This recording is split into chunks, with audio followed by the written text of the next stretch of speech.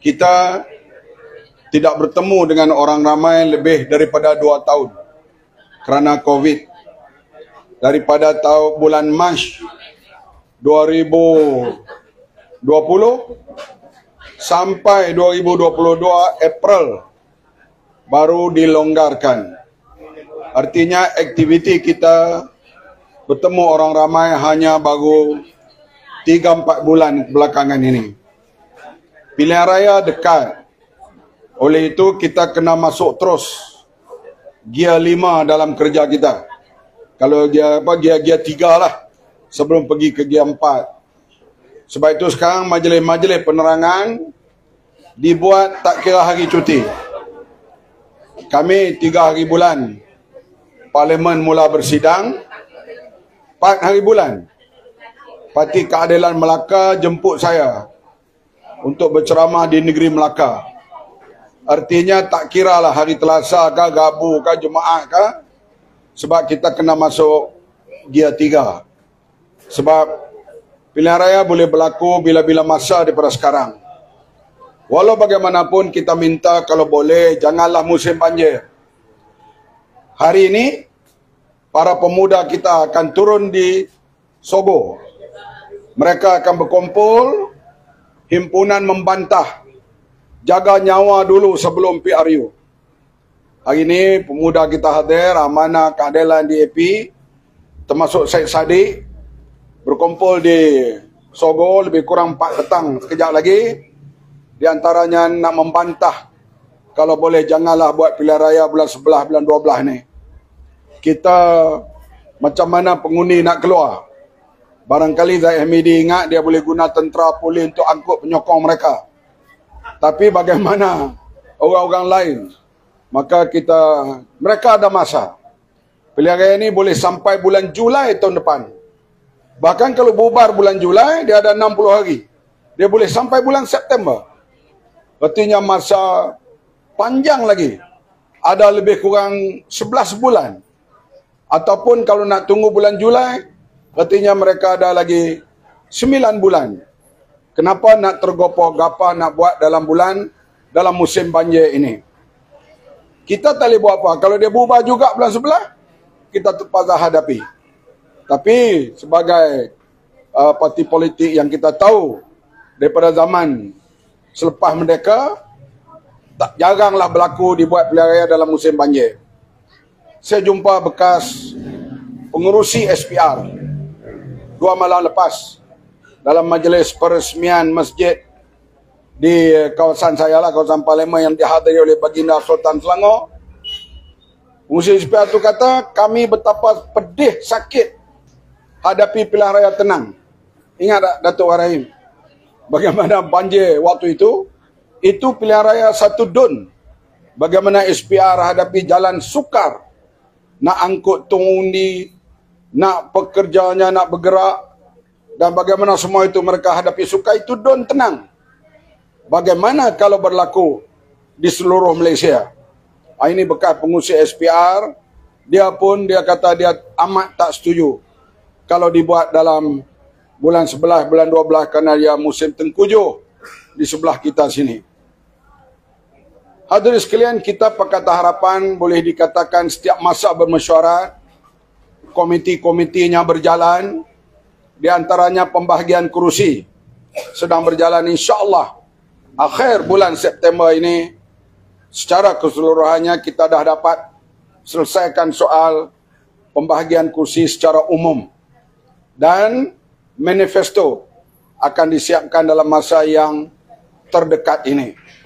Soal siapa akan jadi Perdana Menteri selepas pilihan raya nanti sudah dibuat keputusan, iaitu Datuk Seri Anwar Ibrahim. Lain-lain kabinet tidak disebut lagi. Yang pentingnya kita bekerja untuk mencapai kemenangan. Pada petang ini saya nak tumpu satu perkara sahaja. Soal rasuah. Kenapa orang Melayu kurang mengambil berat hal rasuah ini? Kita tak faham.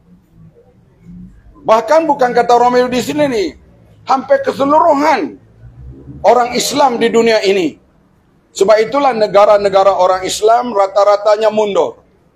Sedangkan membawa tamadun, memisahkan harta pribadi dengan harta kerajaan, di antaranya dibuat oleh pemerintahan Islam, yaitu Umar Abdul Aziz, dan yang paling hebat lagi ialah zaman Khalifah 4, dan bacalah surat-surat Saidina Ali kepada gubernur-gubernur bagaimana pemisahan harta pribadi dengan harta kerajaan.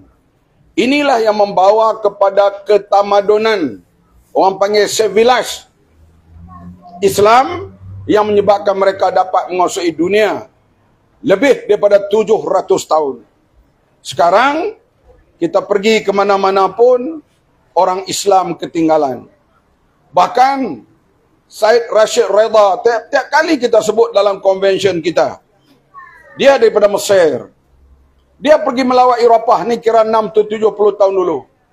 Dia kata, aku pergi ke Eropah, aku melihat Islam di sana. Aku balik ke negeriku, aku lihat orang Islam, tapi Islamnya tak ada.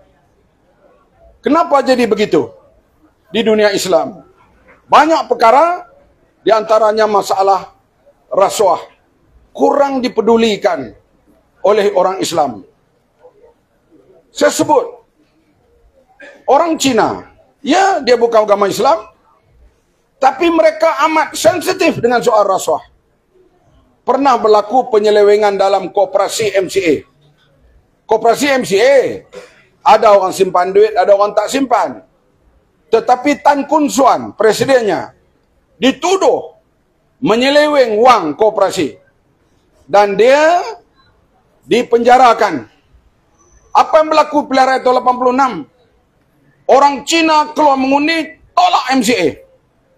Sehingga tahun itulah DAP mula menang secara besar-besaran. Pernah calon DAP di Bahau, driver lori tak pandai cakap Mandarin, tak pandai cakap Melayu, cakap orang putih sikit habuk pun tak boleh. Driver lori balak. Dia bertanding wakil DAP. Hari penamaan calon, masa itu saya dalam buang daerah di Kuala Pilah, dapat tengoklah perarakan penamaan calon, 1,000 orang belarak calon MCA. Calon DAP pergi hanya 4 orang, hantar borang. Datang keputusan pilihan raya, menang calon DAP tu, driver lori tu. Walaupun tadi MCA buat perarakan hantar calon mereka lebih 2,000 orang. Kenapa? Isu waktu itu isu rasuah dan penyelewengan pemimpin MCA. Kita lihat pula MIC. Mereka terlibat dalam Mica Holding. Wang itu sepatutnya digunakan membantu orang-orang miskin India. Kerajaan memberi modal. Buatlah yang terbaik untuk bantu orang India yang miskin. Tapi pemimpin-pemimpin MIC curi. Datang pilihan raya, mulai 2008, orang India tolak MIC. Sampai MIC hidup segan mati tak mau sampai sekarang. Sekarang kita lihat orang Melayu. Hal rasuah, penyelewengan. Kadang-kadang mereka buat perkataan yang pelik-pelik. Orang Islam walau macam mana jahat pun dia ada pintu taubat. Orang bukan Islam dia baik macam mana pun dia tak ada pintu taubat. Oleh itu dalam keadaan begitu, jahat macam mana pun kita kena sokong orang Islam. Bagi saya inilah ucapan-ucapan yang menyebabkan orang Islam jadi mundur. Jadi kalau rasuah akan menyelewengkan tak apa. Dengar taklimat Arukanda, Arukanda, kita berpuas hati, berpuas hati dengan taklimat itu. Kalau bodoh, kalau tak erti, tanya orang yang erti. Saya memang tak pandai. Dalam undang-undang saya akan tanya Faiz. Saya akan tanya Hanifah Maidin. Saya tak erti nak cakap hal tu. Dalam hal ekonomi, saya tak pandai. Saya akan bergantung kepada Rafizi. Saya akan bergantung kepada Tony Pua. Saya akan bergantung kepada Wong Cheng untuk memberi penerangan. Sebab mereka pandai. Mereka accountant. Ataupun Guan Eng. Ini accountant. Kita tak erti. Tambah dalam wang NDB. Duit tak nampak. Tiba-tiba kita kena bayar hutang 50 bilion. Siapa kena bayar? anak cucu Datuk Warahim. Siapa kena bayar? Anak cucu ni Tok Kenali. 50 bilion tu Haji. Bunga saja setahun 1,700. 1.7 bilion kita kena bayar.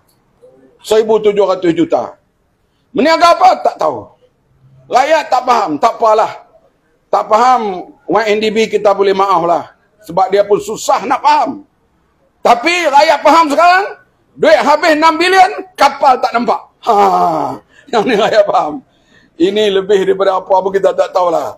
6 bilion habis, sebiji kapal pun tak ada. Kenapa kita tahu? Nasib baiklah Menteri Pertahanan bertukar. Artinya dia lantik Mat Sabu. Bila kita boleh tuduh orang. Orang ni makan rasuah, orang ni tak boleh. Kita tuduh orang tak boleh. Kita kena bagi satu jawatan kuasa siasat. Sebab yang boleh gelidah rumah kita, polis, itu pun dengan waran. Satu lagi jawatan kuasa yang dilantik di bawah kabinet dengan kuasa yang diturunkan di bawah yang di Pertuan Agong. Artinya, kalau dia syak Warahim, dia boleh pergi rumah. Dia boleh buka laci mana, dia boleh buka almari mana, dia boleh periksa walau di dapur. Jadi kita, bila kita ambil alih, mesyuarat kabinet, tak sampai pun 5 minggu, kita minta satu jawatan kuasa. Ditubuhkan di bawah kabinet, dan kita lantik bekas Ketua Audit Negara. Siapa Ketua Audit Negara tu? Amrin Buang. 8 tahun di bawah kerajaan Najib. Dia bertugas, dia buat penyelidikan, cari, dan lepas beberapa bulan dia bagi laporan kepada menteri lah dulu. Saya dengar-dengar laporan tu, saya terkejut. Yang pertama, land swap. Ni land swap, Public Account Committee tak keluar lagi ni. Bagaimana kerajaan dah rugi 500 juta? Iaitu tanah Kementerian Pertahanan diberi dengan harga murah untuk buat projek tanpa mengikut harga semasa. Tempat yang tak sepatutnya buat camp, menteri beri pengaruh supaya buat camp di situ. Di antaranya di hutan melintang Parlimen Zahid Hamidi. Tanah situ tanah gambut, tak sesuai untuk buat camp. Ni tentera tak setuju, tapi kuasa menteri boleh overrule. Begitu juga di Semborong dan sebagainya. Dan kerajaan rugi 500 juta. Kemudian helikopter 6 biji tak sampai. Ini kapal ni. Nauzubillah, kita doalah janganlah ada peperangan apa-apa kita sekarang. Saya tak faham semangat tentera kita bagaimana keadaan sekarang. Saya ada bertemu baru ni dengan Baginda Sultan Perak. Saya tak boleh ceritalah apa isi kandungan perbincangan dengan Baginda, kerana Baginda tak boleh terlibat dalam politik. 2 malam lepas, kebetulan berbual dengan Baginda Sultan Selangor. Beliau adalah penaung kepada TLDM, iaitu Tentera Laut di bawah naungan Baginda Sultan Selangor. Apa perbualan kami berdua? Apa perbualan kami berdua saya tak bolehlah reveal di sini. Karena ianya hal-hal negara dan sebagainya. Tapi semuanya bimbang terhadap keadaan Malaysia sekarang. Karena masalah rasuah terlalu meningkat. Hadirin sekalian, tadi disebut oleh Saudara Faiz. 60 bilion bocor 1 tahun. Bocor. Kalau tak berlaku rasuah secara besar-besaran, kita ni dah setaraf dengan Korea Selatan. Bayangkan, ini dah disebut di mahkamah, kita berani sebutlah. Rosmah minta 180 juta untuk projek solar. Solar ni untuk bekalan elektrik ke sekolah. Sekolah-sekolah miskin di Sarawak. 180 juta tu dia seorang, tak kira ahli politik lain lagi. Kalau orang kata orang Pulau Pinang kata ambil Kamsen. Kamsen ni komisen lah. Lain sikit. Ini 180 juta bukan lagi komisen, bukan Kamsen lagi. Boleh bankrupt negara macam ni. Kita pergi melawat kawasan-kawasan. Kawasan saya lah Kota Raja sekarang. Dulu Nilampuri, Kubang Kerian. Pergi sekolah nu, air tak ada. Pergi sini, paip pecah. Pergi sekolah ni pula retak cermin, retak lantai. Guru besar mengadu tak ada duit. Minta ke kementerian tak ada duit. Nak duit macam mana kalau duk curi 60 bilion setahun? Saya dipanggil oleh Bukit Aman. Karena nak siasat pasal flash mob. Sampai Bukit Aman, di tempat dia kata ini tempat-tempat orang besar lah yang dipanggil. Kalau ada kes dipanggil situ. Tingkat 2 Bukit Aman. Dalam temu bual itu, telefon saya dirampas. Disedut semua isi kandungan. Kemudian lepas itu baru dibagi balik. Itu tak apa, itu kerja polis. Saya tak komplain. Yang saya nak beritahu, tingkat 2 tu semennya pecah. Mamalnya pecah. Saya kata, lepas dah interview dengan polis, saya kata, saya nak pergi tandas. Pergi tandas pula, paip air pula, air tak ada. Jenuh kita usung pergi ke tempat lain pula. Kenapa? Duit tak ada. Kenapa duit tak ada? Nak baiki segera. Kebocoran. Inilah hadirin sekalian masalah rasuah. Akhirnya, yang beri rasuah kaya, yang terima rasuah kaya. Yang akan susah kita. Rakyat. Tapi kita tanya orang agama, kadang dia kata, tak apalah dia rasuah, dia masuk neraka. Kita tak salah. Bukan. Yang susah akhirnya kita. Bayangkan kalau 60 bilion, Kelantan hasil dia, Kelantan berapa juta? 200 juta. Belanjawan setahunnya 400-500. Ini 60 bilion bocor. Bayang Perlis.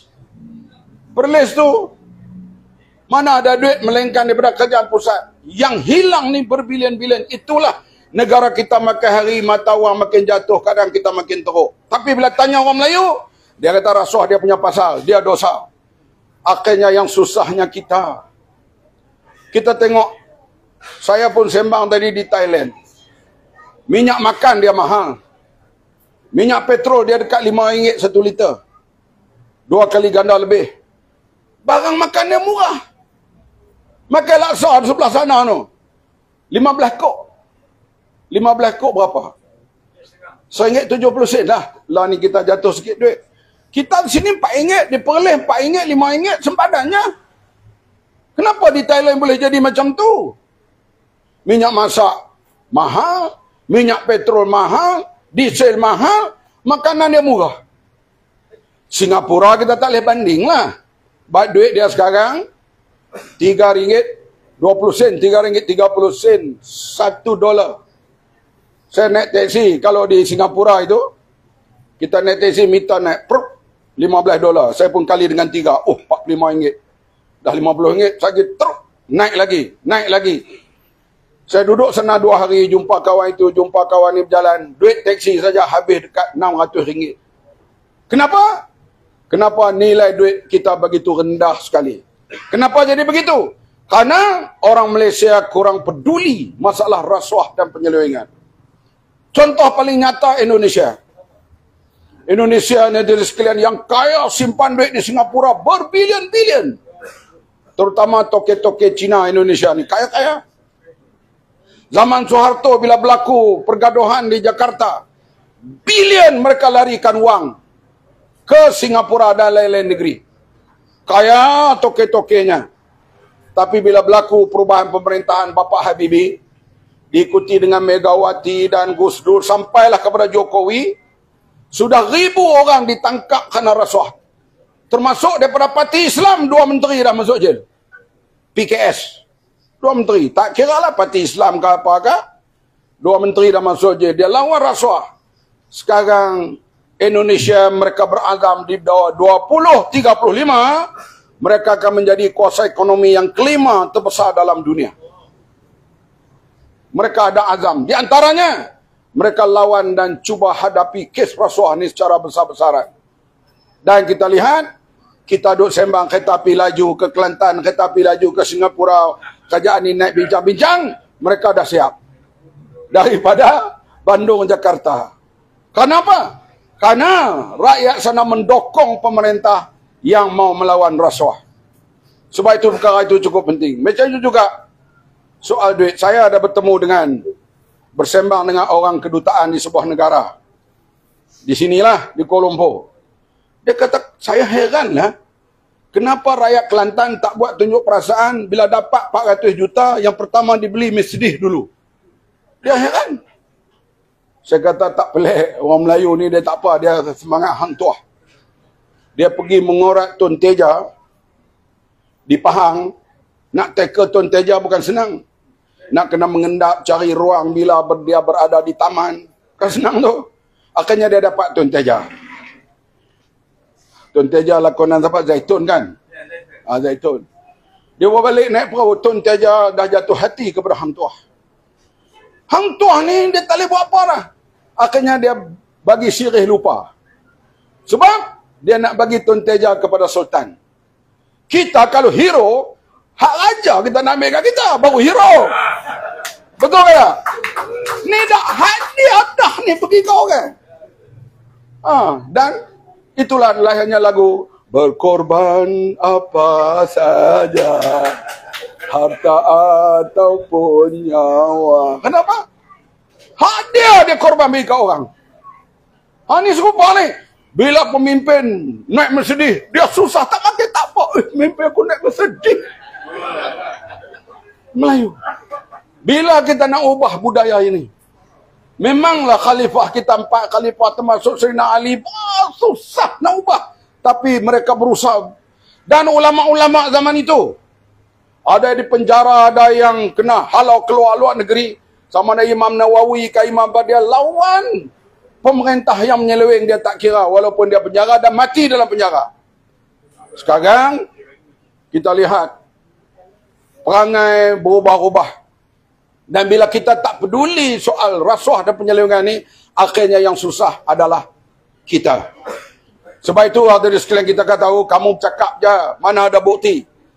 Kita tak pandai. Kita akui, tak ada pengalaman. Tapi bila kita dapat kuasa, kita memerintah 22 bulan, setahun setengah, orang buat ukuran kepada kita. Jangan kita beri markah pada diri kita sendiri. Markah diberi oleh Transparency International yang mengukur rasuah. Didapati Kerajaan Pakatan Harapan, indeks rasuah daripada Malaysia nombor 61, Pakatan Harapan memerintah pergi ke nombor 51. 10 negara kita potong. Kita potong 10 negara. Naik Mahyudin Yassin, naik PAS memerintah, indeks rasuah naik daripada 51 kepada 62. Sebelah mata. Rupanya Tok Lebay memerintah ni lagi tok rasuah. Ini orang bukan kita yang bagi markah, Badan Antarabangsa. International ni yang buat ukuran. Mereka memerintah lagi tok rupanya. Saya sekarang malas nak naik kapal terbang. Semua para mugari dah tutup aurat. Sebab Zailah dah jadi timbalan menteri wanita sekarang ni. Dulu dalam parlimen dia pang masa warai duduk dalam parlimen tu lah. Ini apa kerjaan ni, tak peduli tutup aurat apa semua. Sekarang cuba tuan-tuan tengok naik kapal terbang. Semua tutup aurat dah. Lega kita. Judi tak ada dah sekarang ni. Kalau ada judi tiap-tiap minggu mereka akan demonstrasi di apa tu? Di Padang Merebuk, Kuala Lumpur. Semua dah tak ada dah. Sebab PAS bersama dalam kerajaan. Rupanya mereka duduk bersama lagi teruk keadaan Malaysia. Indeks rasuah meningkat. Transparency International melihat. Dan hari ini pula satu majalah antarabangsa ekonomis katanya di-ban, tak boleh masuk Malaysia. Di antaranya pendedahan corruption yang dibuat oleh majalah antarabangsa itu. Rasuah yang begitu hebat yang didedahkan oleh majalah ekonomis. Keadaan ini hadirin sekalian, kita memanglah bukanlah pandai profesor dan sebagainya. Tapi bila kita merintah, kita dengar pandangan. Saya tak pengalaman, tapi saya terhutang budi kepada pihak tentera yang pangkat besar-besar. Daripada Panglima Angkatan Tentera ke bawah, pegawai-pegawai kerajaan. Bila kita bincang dengan mereka, nak buat satu, memang kita jangan salahkan pegawai kerajaan. Mereka ikut apakah hendak dasar kerajaan pada waktu itu. Bila kita nak buat defend white paper, ini bukan senang, Malaysia tak pernah buat lagi. Zaman Bamak. Sebab kita nak tahu 10 tahun lagi keadaan keselamatan negara kita bagaimana. Apa alat yang kita perlu. Jangan kita beli merapu. Kapal selam beli sini, senapang beli sini, kapal terbang beli sini. Bila nak repair, orang panggil MRO. Maintenance, Repair dan Overhaul. Kita kena cari seluruh dunia. Maka kita buat ketetapan, biarlah ada satu garis panduan white paper untuk 10 tahun akan datang. Pegawai-pegawai kerajaan, Kementerian Pertahanan bekerja kadang-kadang sampai pukul 3 pagi nak siapkan paper itu. Sebab menteri minta ni, kamu kena siap dalam masa aku nak bentang di parlimen-parlimen akan datang. Mereka apa kata? Panglima Angkatan Tentera Laut, Darat, Udara bincang dan akhirnya kita dapat siapkan defense white paper itu.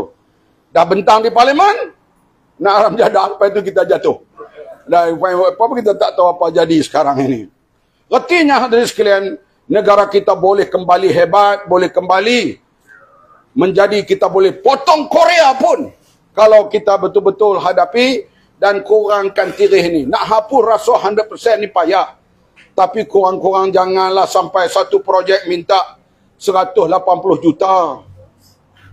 Ini Zahid Hamidi hampa seronok lah dia lepas satu kes ni. Kes hak ni yang besar lagi ni. Yayasan Budi ni. Hak yang ni kita tunggulah. Sekarang dia kata dia percaya pada sistem kehakiman di Malaysia. Kita tunggulah. Sebab yang kes yang kedua ni dia dipanggil membela diri. Artinya dalam mahkamah kita panggil for defense itu, artinya ada kes.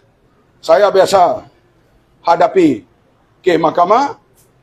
Bila dia panggil bela diri itu, kita tahu dah tak sedap duduk dah. Dan saya kalah dalam kes saman SPR. Kena bayar lebih kurang suku juta. Tapi mereka buat apa ni fundraising tu, kutip derma cara internet tu, tak sampai beberapa hari saya dapat bayar. Tapi kes saya, kes Mak Indra, kita lawan di Batus, menang. Pergi Mahkamah Tinggi, dah menang. Kerajaan rayu pula ke Mahkamah Tinggi.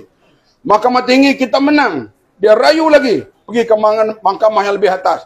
Akhirnya kita menang mahkamah yang paling atas, maka kes Mak Indra saya menang. Salah seorang hakim itu ialah ketua hakim negara sekarang.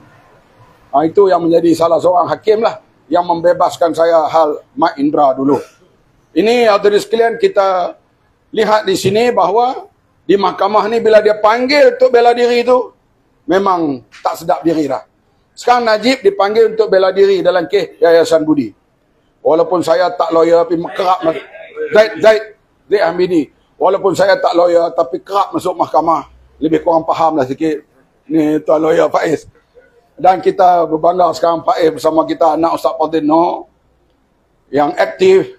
Anak Tuan Haji Mujahid, Tuan Yusuf Rawa aktif. Kita juga tak boleh. Kita bila masuk PAS ni, kalau aku ni anak bekas seorang pemimpin, kita tak boleh buat kerja apa. Tak boleh. Kita kena buat kerja sehingga orang menilai bukan di sudut bapaknya sebagai sejarah. Nilai di sudut mereka yang menyertai itu. Di Mujahid, Faiz dan banyak lagi. Dan tadi saya menerima pula telefon daripada kawan. Anak Ustaz Nakai pun nak jumpa. Kita harap banyak lagi lah. Lepas ni akan bersama. Dan kita yakin saudara yang amanah di Kelantan, keadilan di Kelantan, kena sabar lebih sikit lah. Macam kita dulu PAS nak bergerak di Melaka, Negeri Sembilan dan Johor. Ni Datuk Warahim ada sini. Kita biasa berceramah di Negeri Sembilan, yang ceramah 5 orang, yang dengar 3 orang. Ya. Saya, Ustaz Fadil Noor, Fadullah Shu'aib dan 2 orang lagi. Sarawak, Presiden. Tengok di laman itu, ada 3 orang. Ustaz Fadil kata, biarlah pokok dengar dulu. Lama-lama pokok beritahulah pada orang tampil ni. Tampil yang dulu ni 5 penceramah 3 orang dengar. Sekarang kita menang di tampil. Johor begitu juga. Setiap kali kita berceramah, ramai polis daripada kita. Polis 200 orang. Kita ada lah 15 orang. Nak mula ceramah kita tengok orang. Tengok muka. Semua datang lah. Start lah. Sekarang, bila disebut saja Pakatan Harapan, tempat kita paling kuat ialah di negeri Pantai Barat. Dulu kita nak masuk parlimen pembangkang, pemimpin dihantar ke Pantai Timur. Misalnya, apa itu? Bacok kita dulu. Zulkifli Muhammad. Dia orang Kuala Kangsar. Nak bertanding Kuala Kangsar, tak ada harapan nak menang. Dibawa ke sini. Tuan Guru Jemaat Perai. Amaluddin Darus. Kenapa mereka ni perlu ada di parlimen, dibawa di sebelah pantai timur? Khadijah Sidi, Datuk On dibawa ke Kuala Terengganu. Bang Mat, Datuk Warahim lah bawa belah sini. Sebab dia kata petani belah sana, pakai duk syarah situ lah kamu. Bila nak pergi parlimen. Maka pantai timur tempat hantar ahli parlimen pembangkang. Sekarang, pantai barat. Manusia ni dia berubah, dia bukan kematu. Dia rigid, dia berubah. Sekarang kita nampak di Kelantan Terengganu payah. Tapi belum tentu 5-6 tahun lagi, di sini akan subur sekali untuk kebangkitan kita. Sebab manusia berubah. Sebab mereka tengok sekarang ni. Apa yang mereka dapat di Kelantan sekarang? Konsert terbesar. Konsert. Tak tahu tu Haji kita pergi ke tak konsert itu? Pergi tak? Pergi lah. Apa salahnya sekali-sekala. Yang dia dapat itu. Oh, Menteri Agama kata, ini bukan kerajaan negeri. Kalau bukan kerajaan negeri, kerajaan pusat. Kerajaan pusat PAS ada tak sekarang? Ada. Dia tak boleh lari. Dulu boleh. Dulu dia kata ini kerajaan pusat. Judi. Daripada Lim Guan Eng KP DAP tu, turunkan daripada 22 kepada 8. Draw. Sekarang naik balik kepada 22. Judi bertambah. Siapa duduk dalam kerajaan? PAS ada tak? Oh, mereka katakan, kalau bantah, mereka ada 18 kerusi. Kalau mereka tepuk meja, sah Mai Sabri akan dengar. Sebab kalau mereka keluar, kerajaan Mai Sabri jatuh. Betul ke tak? Sah mereka tak kata apa dalam kabinet. Sebab Mai Sabri lebih 6 saja. So kalau PAS nak, dia boleh tumbuk meja dalam mesyuarat kabinet. Kami mau judi dikurangkan. Tak kurang, kami keluar. Besok Mai Sabri titahkan kurang. Tapi mereka tak kata apa. Inilah hadirin sekalian yang kita lihat. Yang berlaku sekarang ini. Artinya mereka diam diri. Dan masalah korup dan sebagainya makin meningkat berlaku di negara kita. Yang rugi akhirnya rakyat. Sekarang ni orang-orang yang ada duit 10 juta, 15 juta banyak pergi Thailand. Kita pergi duduk di hotel 4 bintang ke sana, 5 bintang nampak orang Malaysia. Buat apa? Pergi buka ni usahawan kecil di sana sekarang di Thailand. Kenapa mereka tak berapa yakin dengan yang ada di Malaysia sekarang ni? Kalau peniaga ni lari sikit-sikit, lama-lama esok pekerjaan macam mana di Malaysia ni? Anak-anak kita tak apalah sekarang korang kerja di Kelantan, boleh bekerja di Selangor, di Kuala Lumpur dan sebagainya. Satu hari kau belah Selangor pun kurang macam mana kita nak bekerja. Semua tu kena nak fikir. Di antaranya puncanya kita kena lawan sungguh-sungguh rasuah ni. Nak lawan ini kena tolong pemerintahan UMNO BNPN ni. Boleh ke tak? Tolonglah Kelantan ni orang beragama. Orang yang berjuang ke agama jangan tak peduli hal ini yang akan teruk kita. Kita tadi sekalian malu kita pergi negara-negara barat.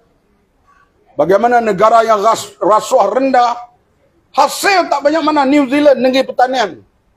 Lebih ramai kambing daripada orang. Kami 16 juta, penduduk 4 juta. Negeri pertanian.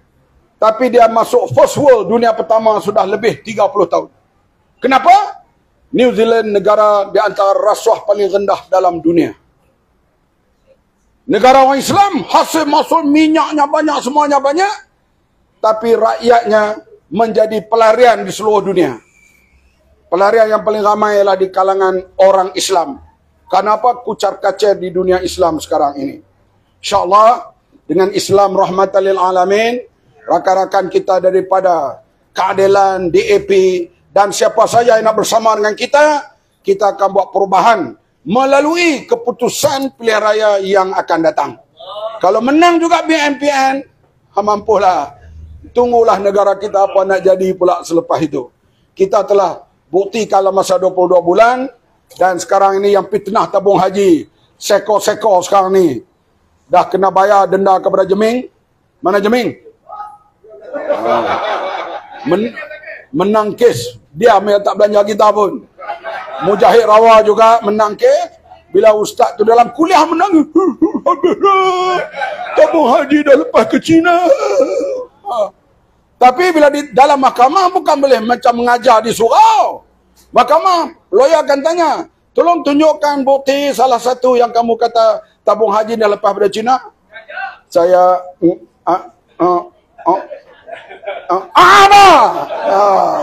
habislah gitu. Kena bayar RM10,000.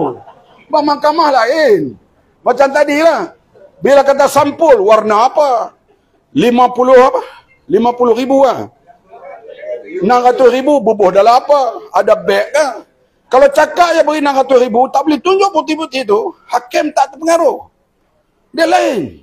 Mahkamah lain. Saya duduk dalam apa ni kandang itu bertahun-tahun. Saya tengoklah. Tambah Hanifah tu.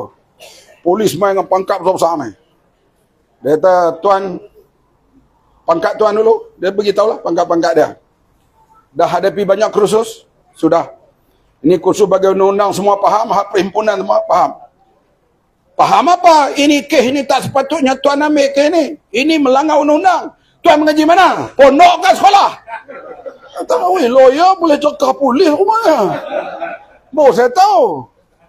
Jadi kita tengok betul mereka bila masuk mahkamah, dia takut.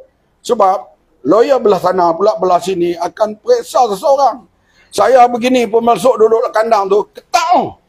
Sebab nak menjawab soalan-soalan peguam ni bukanlah senang. Macam tu lah ustaz apa? Dah apa? Saya tak mau sebut nama tu, nama dia. Dia bila dia kuliah dia bercakap merapu. Dia kenal sekarang. Kemudian dia kata hakim pula masuk neraka. Nanti orang hantam kamu contempt of court mampus. Dia kata pula hakim ni dia bacalah hadis-hadis al-hakim. Jadi yang pentingnya hadirin sekalian, kita di Kelantan ni pemikiran rakyatnya bergerak, dia tidak beku, dan saya yakin saya dengar tadi pandangan-pandangan dan siang hari kita boleh ada 150 orang lebih sekarang ni pada siang hari sebegini rupa. Saya yakin sambutan kepada Pakatan Harapan semakin hebat menjelang pilihan raya. Kalau sampai tahun depan pilihan raya, banyak lagi program kita akan turun ke bawah bersama. InsyaAllah setiap program mesti bersama. Sekurang-kurang 3 parti ini kena ada bersama. Amanah, Keadilan dan DAP.